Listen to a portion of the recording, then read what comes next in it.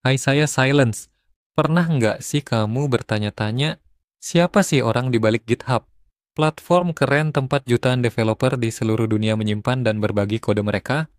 Nah, di video kali ini kita bakal kupas tuntas sejarah GitHub dan siapa saja sosok jenius yang menciptakannya. GitHub pertama kali muncul pada tahun 2008, tapi idenya sendiri sudah mulai digarap sejak 2007.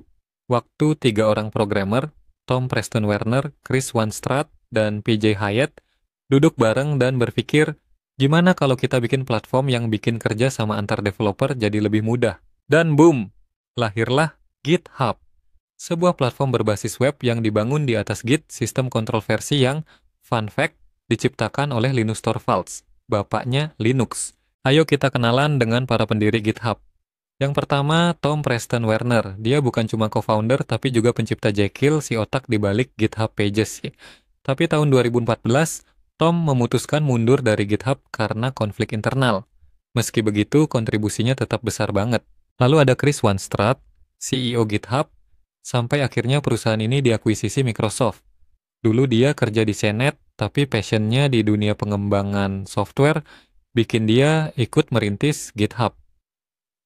Yang ketiga, PJ Hyatt. Dia co-founder sekaligus VP Engineering.